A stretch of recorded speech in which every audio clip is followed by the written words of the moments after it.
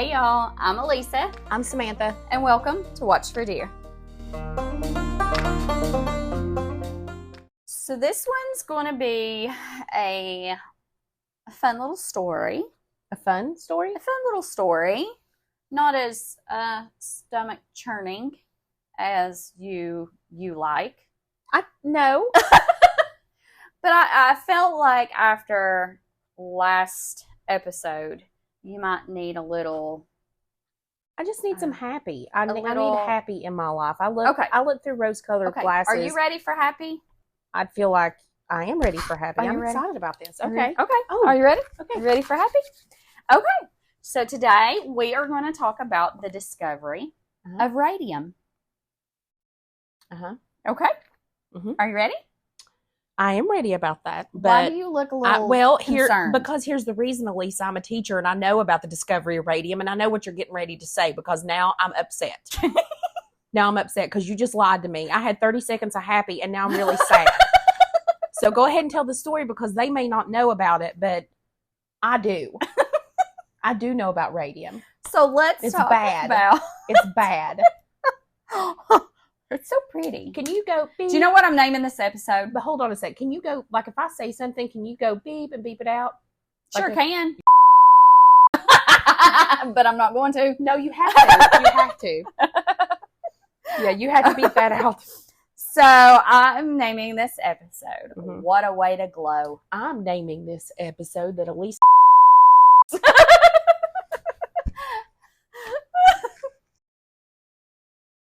Do you know who discovered radium, Miss Teach? Yeah, I sure do, but go ahead and say it. No, you tell me. No, go ahead. No, you tell me. I don't want to say anything. I just want to hear it. Okay, so Marie Curie was born in Warsaw on November 7th of 1867, and she was the daughter of a secondary school teacher. She received a general education in local schools and some scientific training from her father. In 1891, she went to Paris to continue her studies at Sorbonne, where she obtained a degree in physics and mathematical sciences. She met the love of her life while she was in Paris. She was where? What did you just say? She was in Paris. Did you just say Patty? Patty. Paris. Patty. You went Pat. Just go on. I'm not French, okay? She met Pierre Curie, professor in the School of Physics in 1894, and in the following year, they got hitched. They had two daughters. Irene was born in 1897 and Eve in 1904. She succeeded her husband as head of the physics laboratory and gained her Doctor of Science degree in 1903. In Paris on April 19th of 1906, while he was crossing the busy Rue Dauphine in the rain, Pierre slipped and fell under a heavy horse-drawn cart. One of the wheels smashed his head, fracturing his skull and killing him instantly. See, now, I mean, this part of stuff I don't know. Like, I don't know about this stuff. See, I taught you something. I know the other story, but I don't know that. Yeah. I mean, yes. So her husband made a very tragic, very unfortunate end. That's awful. It is awful. That's awful. A lot less awful than the stuff you've been bringing me, though, and a lot less awful than what's getting ready to happen to Mrs. Curry. Okay, you ready? And all of her friends. All right. Following the tragic death of Pierre in 1906, she took his place as professor of general physics in the Faculty of Sciences, and she was the first woman that had ever held this position. She was also appointed director of the Curie Laboratory in the Radium Institute of the University of Paris, which was founded in 1914. Marie discovered, and I'm probably going to butcher this, Teach. 100% you are. 100. Polonium, so called by Marie in honor of her native land in the summer of 1898, and that of radium a few months later.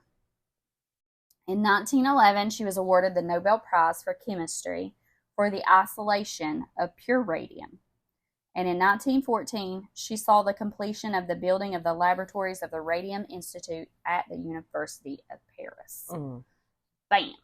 mean, it's a good thing. I mean, it's not that it's a bad thing. Radium, it's awful what happens. And I don't know, like, if you go into it or not, but the Radium Girls and stuff, like, do you go into I that? do. Okay. So now we've it's covered. It's terrible. It like, is it awful. is. It's awful. So I wanted to just kind of touch on base about Marie and who founded it and all that. She was just, and two, when you read the books about her, she was very proud of this substance. She was very mesmerized. Well, sure. I mean, It's sure. very It magical. glowed. It glowed.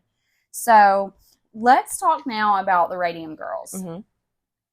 The Radium Girls were female factory workers who contracted radiation poisoning from painting radium dials, which was watch dials and hands with self-luminous paint. Mm-hmm. These incidents occurred at 3 different factories in the United States. So there was one in Orange, New Jersey. That one started around 1917. There was one in Ottawa, Illinois, beginning in the early 1920s. And there was one in Waterbury, Connecticut, also in 1920s. After being told that the paint was harmless, the women in each facility ingested deadly amounts of radium after being instructed to point their brushes on their lips in order to give them a fine tip. Yeah. So lip dip paint. Yeah. And that was just to keep that brush, because they had to paint. I mean, think about it. A watch face is so tiny. Yes. You need a very pointed, very yes. fine brush. Yes. So they would, and I knew that, and I was thinking of that. And if you hadn't said it, I was going to actually say that. But yeah, they would put it in their mouths and they would twist it to get that fine point, and they were ingesting it. Yep. Yes. Yep. Yes. For sure. Some also painted their fingernails, their faces, and their teeth with the glowing substance. And many of the women wore their best dresses on the job. That way, when they left work, they could go out and, you know, they would shine so brightly when they went dancing. So, I mean, I get it. How fun would that be to go out to, you know, we would have felt so cool back then going into a club, like, just glowing. Well, yeah, like, they would look at her. Right. They were, I mean, it looked cool. Yeah, absolutely. So, I mean, glow sticks are still a thing today, and people still love glow sticks. We like things that glow. Yes. We like things that glow. The women were instructed to point their brushes in this way since it helped with accuracy, and the owners of these factories did not want them to waste, the material. So when they're doing this and they're painting these dials, the only other way to really make your brush fine would be to wipe it with a rag or rinse it in water, and that's wasting a lot of this very rare substance. So they felt that that was the best way to do it.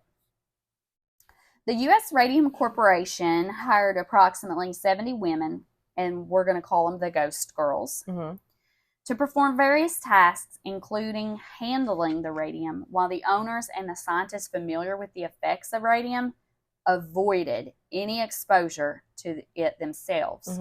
Yet they had the nerve to tell these girls, "You're fine. It won't bother you. It's not harmful." But they wouldn't touch it, would not touch this. The Radium Dial Company was established in Ottawa, Illinois in 1922, and they were instructed there as well to lip dip paint. So this was just the industry standard. Dentists were among the very first to see numerous problems among these dial painters. Dental pain, loose teeth, lesions, and ulcers, and the failure of tooth extractions to heal were some of those conditions.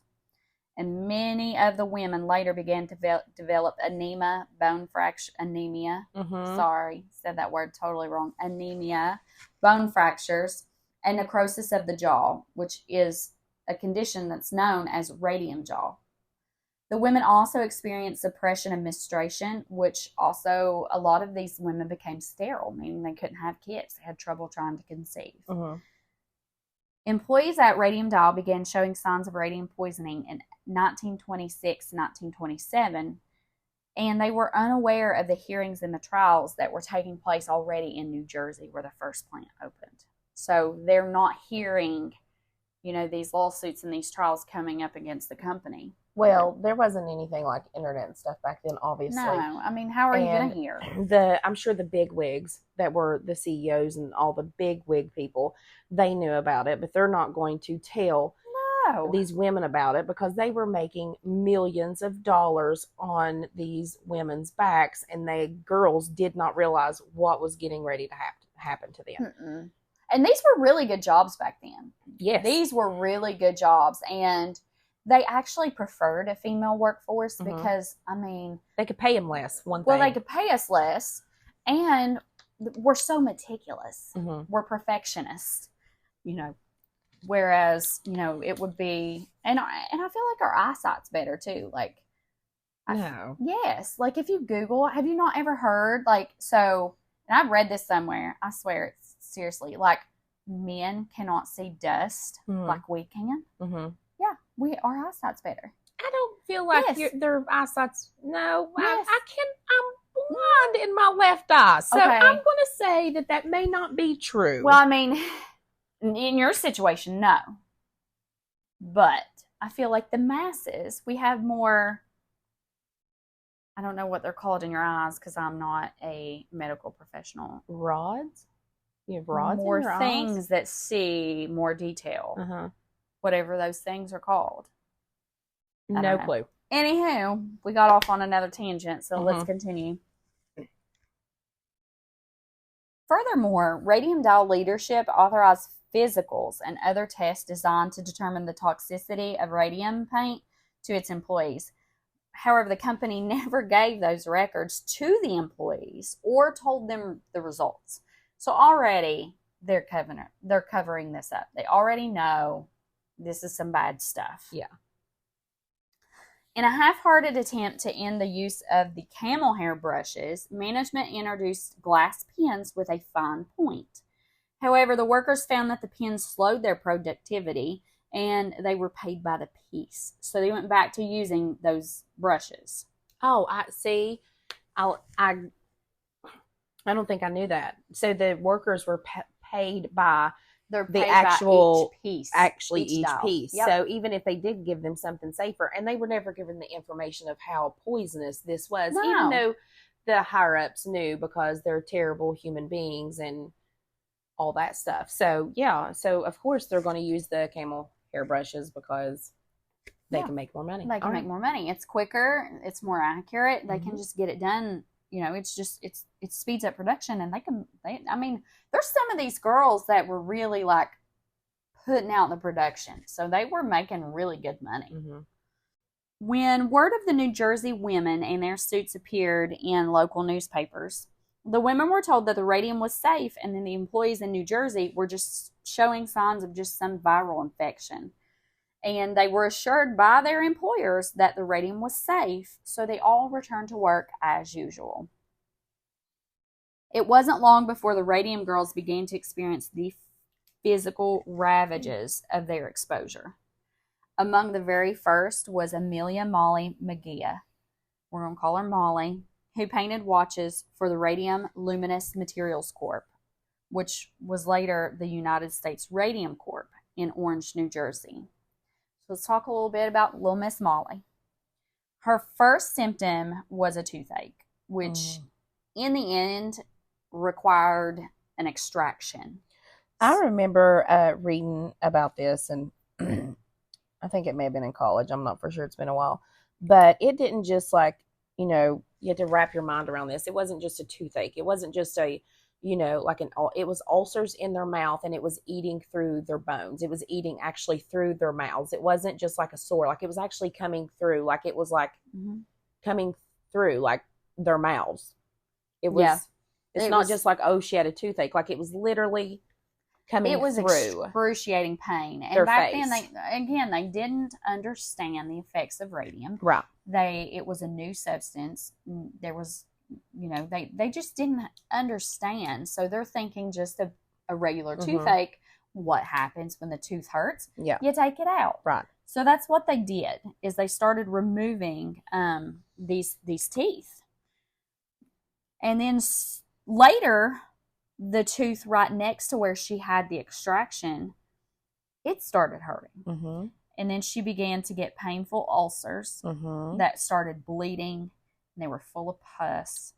And these developed where her teeth had been. So this spread throughout her mouth and her lower jaw, which had to be removed. Yeah, that's what, yeah. And then it spread to other parts of her entire body. Molly had died on September 12th, 1922, of a massive hemorrhage. And doctors were puzzled as to the cause of her condition, so they just determined she had died of syphilis. Do you want to know why they just chalked it up to syphilis? Because they don't want the other girls to know what's getting ready to happen to them?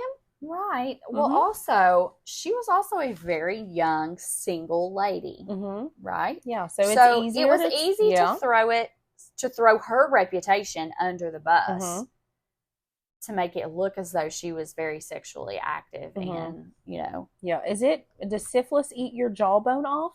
I mean, I haven't heard that it does that, but, you know, I guess they didn't know back then. In Orange, New Jersey, the story of the abuse perpetrated against the workers is distinguished from most cases by the fact that the ensuing litigation was covered widely by the media. So now at this point in this situation, more and more people are becoming aware that these workers are getting sick. Yes. They're getting sick. So plant worker Grace Fryer decided to sue, but it took 2 years for her to find a lawyer even willing to take on this corporation. And you see that a lot. Even nowadays, you see this. The little guy trying to go up against the little guy. It's like hitting a brick wall. You mean the little guy trying to go up against the big guy? Did I say that backwards? Yes, you said little guy against little guy. The little guy against the big guy. Yeah. This is why I need you. Well, the thing about it is, when that happens, happens today, is because the big companies can absolutely do terrible, terrible things. Yeah. And they have the best lawyers, and they have the money. Lawyers make a ton of money, and you don't have the money to fight for your rights. You don't have the money to fight for your rights. No, you don't. So, and I'm sure that there's a lot of people that get paid off. But that's a whole nother story about big corps and lawyers. I mean, we could go on for days. Yeah, but that's not fun. No, that's not fun. That just I tell you, you know what else isn't fun? You know what else isn't fun? Talking about radium is this story, because you lied to me at the beginning. You said it was good. I mean, radium in itself is good. It's fascinating. Negative. Somebody's jaw falling out of their head. That's what fascinates you. It's fascinating. It's not fascinating. I understand that's morbid, but not it's fascinating. I worry about you. I don't even know what to say right now. It's not fascinating. Well, I guess it's interesting. Not even that. It's not. Their first appearance in court in January of 1928, 2 women were bedridden, and none of them could raise their arms to even take the oath. Isn't that terrible? Isn't that awful? The litigation and media sensation surrounding the case established legal precedents and triggered the enactment of regulations governing labor safety standards, including the baseline of probable suffering. In the end, this case had been won 8 times before Radium Doll was finally forced to pay. Multiple appeals and suits had happened by this point. The Radium Girls case was settled in the autumn of 1928 before the trial was deliberated by the jury, and the settlement for each of the Radium Girls was only $10,000, which was equivalent to about $170,000 in 2022. And that's $600 annually, equivalent to about $10,200 in 2022, paid $12 a week. So it's like getting $200 a week. So, I mean, really, that's nothing. That is nothing. They destroyed their lives. Well, it's nothing. I mean, they, what did you say? It was like $200 a week? $200 a week, yeah. It's terrible. And they were able to receive this payment, this settlement, all of their lives while they lived. But really, half of these girls died so young. And they also paid the medical and the legal expenses that were incurred, during these lawsuits. But still, it was like, come on. Yeah. $200, and they're on their deathbed. So it's like, whatever. So I found a lot of my research. I bought and have the book. It's called The Radium Girls by Kate Moore. It's a really good book. It's a movie too. I've not seen the movie, but I did read the book. It's a really good book. She kind of goes in and she kind of jumps in each of their individual lives. So you kind of get to know each of these girls, you know, what they were like, their personality, things like that. But it's a very sad case. Very sad case. That was super sad, but it wasn't as morbid and wasn't. I mean, I feel, you know what though, I feel like it is just as morbid as the serial killer that we talked about that wasn't really a serial killer. But, and I feel like it was just as bad because those people that worked those girls were absolutely killing them, and they knew that they were. Didn't care. They didn't care. So did they hold a gun and hold it to the girls and pull the trigger? No. But I tell you what, that would have probably been a better death. So withholding information is just as deadly. So what those ladies went through was awful, and they were murdered. They were murdered. Yeah. And they weren't held accountable, and they could have absolutely taken the precautions, but they didn't. And I feel like they preyed on them, and you always hear the term young and dumb. I feel like they preyed on these young girls who were excited, and a lot of them were working to help out their family, so they were bringing in really good money, you know, feeding their other family, taking care of their family, their moms, their dads, their sisters, their brothers, and so they were excited. You know, they thought they had it, you know, good. So it's just sad. It is sad. So sad. It is, and the point remains that you absolutely 100% lied to me at the beginning of this. Lied to me. I would call it a fib. It was deception is what it was. You deceived me. Deception is such a very strong word. You deceived me. You said, Elisa? I said it was light. It was light, like glowy light. I didn't lie. There's something wrong with you. I didn't lie. It is light, just glowing light. Okay.